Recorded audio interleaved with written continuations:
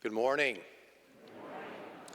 I can't begin to tell you what a joy it is to be celebrating Mass here in southern Indiana with all of you this morning. I will give a disclaimer.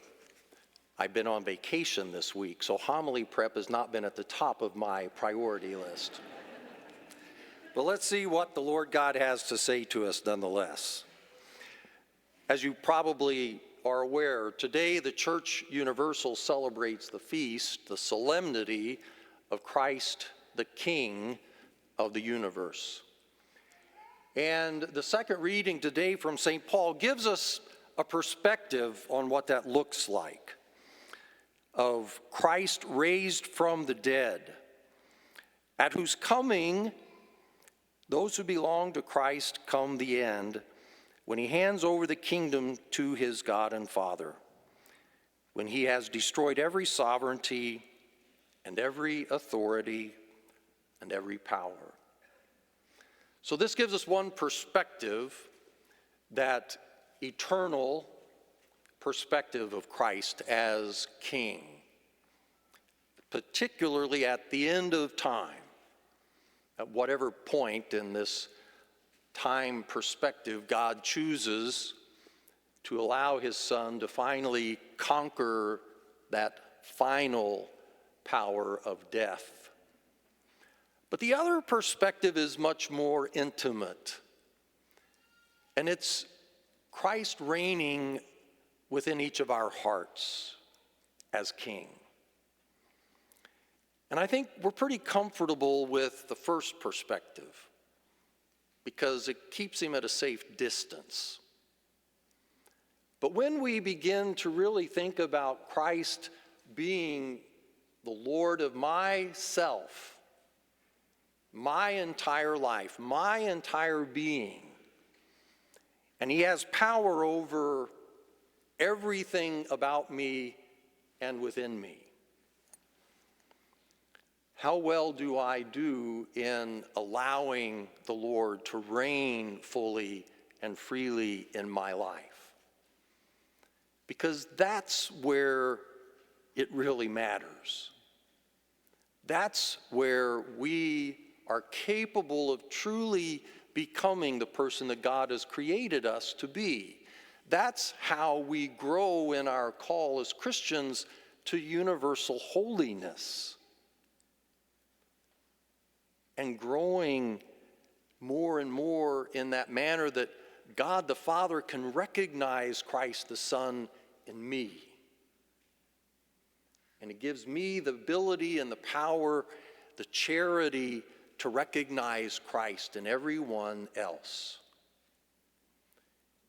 And that's the basis upon which we will be judged, as Jesus tells us so beautifully, unassumingly, in this great gospel account today. Another perspective that's very helpful comes from the first reading from the prophet Ezekiel. And it's that image of the king as a shepherd. But it's a shepherd who is in the midst of the flock. And that too is important for us to recognize Christ in our midst, day to day. You know, God didn't just create the world and all within it and the human family and then just abandon us and turn us loose and forget about us.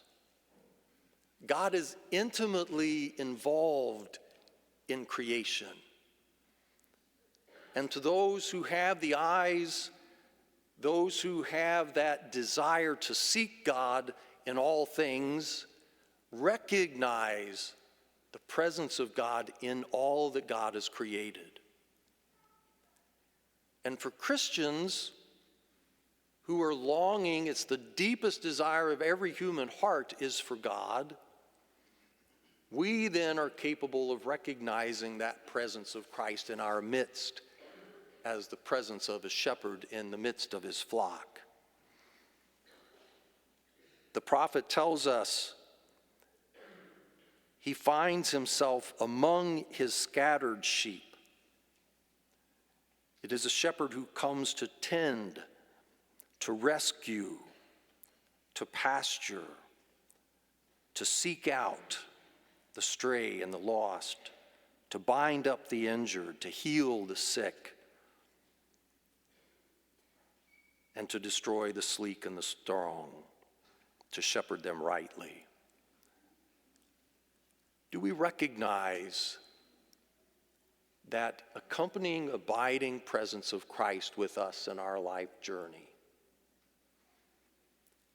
And if we do, or as we do, can we see how we are responding to that abiding presence, to that loving, attentive presence? Can we see growth in holiness in ourself? And our culture is really good these days of pointing out all the failures of everybody else, but we've gotten pretty slack about taking responsibility for self. And the Christian must do that first. St. Ignatius of Loyola said, "Seek first your own salvation. Get your own act straight." And I think on this solemnity of Christ the King, that's the starting point as always. Because it's the basis upon which we will be judged. The readings today, particularly the gospel, Jesus makes it clear that we are to be capable of serving, just as the shepherd, those in our midst, particularly those who are in need, the hungry, the sick, the imprisoned. But what gets us there is what happens in our day-to-day life, primarily within the home, within the family.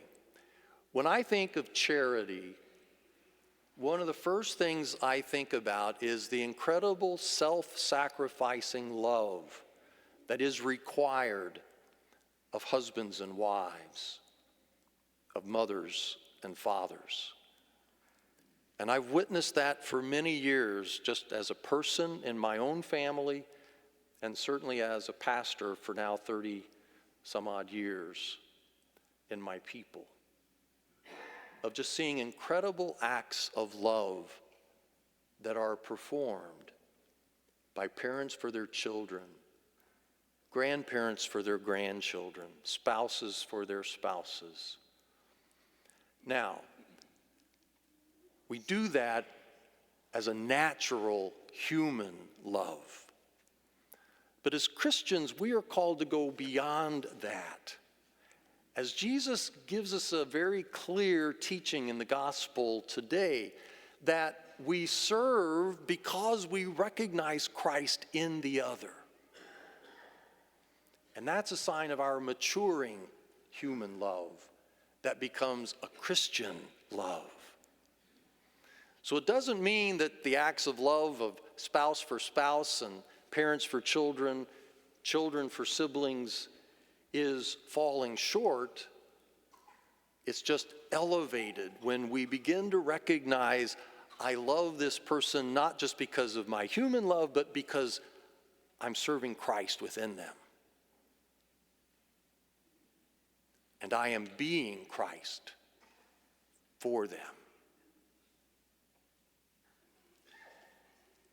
That's what we are called to on this solemnity, is to recognize the dignity of our baptism. And that's why the baptistry font sits at the entrance to most churches, because it truly symbolizes our entrance into the family of God through the resurrection of Jesus Christ. Anybody here been baptized? One person. You got a lot of work to do here, Tom. Who's been baptized? Get those hands up. Folks, this is what I'm talking about. recognizing that and living it. Our culture is very strong today, and it sucks us in.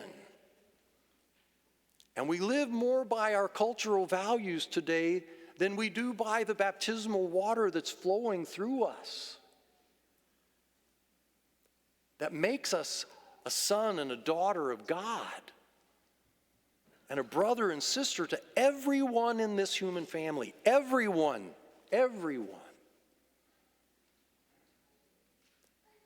Live that baptismal dignity every day, consciously. And I guarantee you it will lead to conversion of life. I guarantee you it will lead to holiness. I guarantee you it will lead to your recognizing Christ in the least,